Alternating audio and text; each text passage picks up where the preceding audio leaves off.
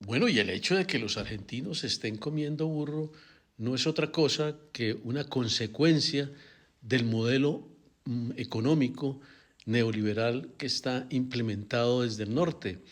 Y es un modelo que se quiere practicar en toda América Latina. Y en Colombia tiene candidatos que quieren aspirar al poder para imponer ese modelo neoliberal, que no es solo un conjunto de políticas, sino una lógica de acumulación que reorganiza la sociedad en función del capital. Eso es claro. Y en el caso de Argentina, bajo el gobierno de Javier Milei, puede identificarse 5 dimensiones críticas que sería bueno que las entendiéramos para tratar de evitarlas. En primer lugar, destrucción del salario real como mecanismo de acumulación. Digamos que desde una perspectiva dialéctica, el salario no es solo ingreso, sino la forma en que se reproduce la fuerza de trabajo. Las políticas de ajuste, ese tema de liberación de precios, devaluación y recorte del gasto, erosionan fundamentalmente el salario real. A manera de ejemplo, el aumento abrupto de precios en alimentos y servicios tras la devaluación reduce obviamente el poder adquisitivo, obligando a las familias a sustituir bienes básicos por opciones de menos calidad o de menor calidad, o incluso recurrir a estrategias de supervivencia extrema, como comer burro, reportadas en medios y redes sociales que estamos viendo en Argentina. Esto se expresa en una transferencia directa de valor desde el trabajo hacia el capital, una fuga de valor desde el trabajo hacia el capitalista. En segundo lugar, y esto hay que verlo con mucho cuidado, privatización y mercantilización de la vida. ¿Qué es esto? El neoliberalismo radical impulsa la idea de que todo debe ser regulado por el mercado, incluso los derechos básicos, los derechos fundamentales de la población. A manera de ejemplo, recortes en salud, recortes en educación y subsidios implican que necesidades fundamentales pasan a depender del ingreso individual. Digamos, desde la teoría económica, esto equivale a profundizar la acumulación por desposesión, donde sectores populares pierden acceso a bienes comunes y quedan subordinados al mercado. Y esa fragilidad ha llenado de hambre a mucha gente en Argentina y en América Latina. En tercer lugar, Estado mínimo para lo social y máximo para el capital, que ese es el discurso de la derecha, de Milei y de la derecha en América Latina. Digamos que aunque el discurso libertario habla de menos Estado, en la práctica el Estado se reconfigura para garantizar condiciones favorables al capital y no favorables a la población.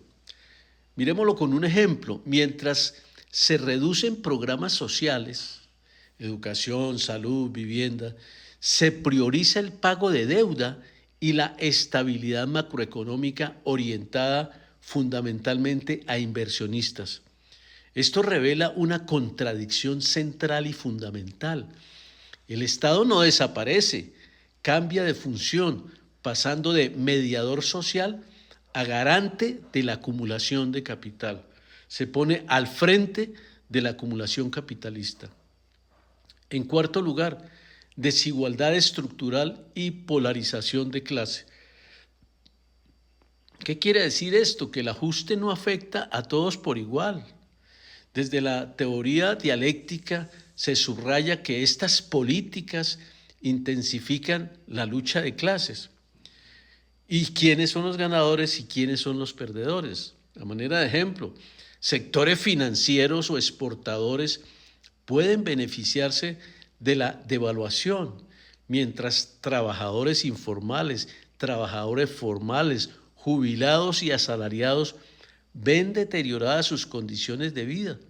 Digamos que la brecha entre clases se amplía consolidando una estructura más desigual.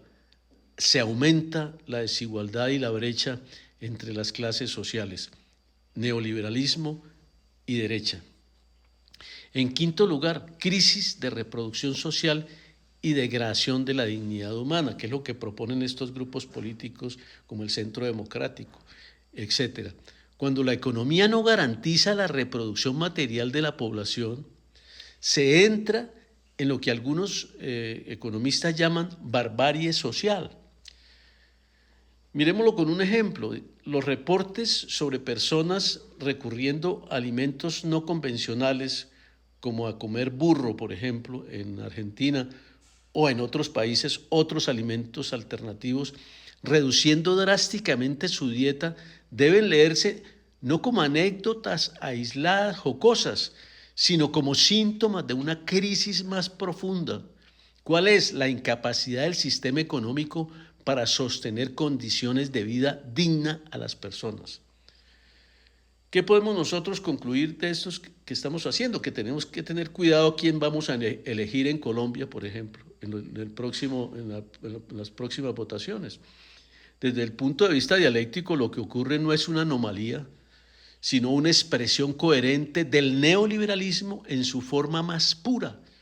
Priorizar la lógica del capital sobre la vida, que es lo fundamental del neoliberalismo. La discusión de fondo no es solo sobre un gobierno, sino sobre el modelo de organización económica y social que subordina la existencia humana a la rentabilidad, que prioriza la rentabilidad del capital frente a la satisfacción de las necesidades.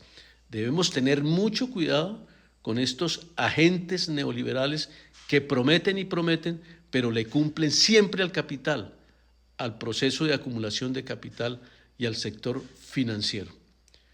Muchas gracias.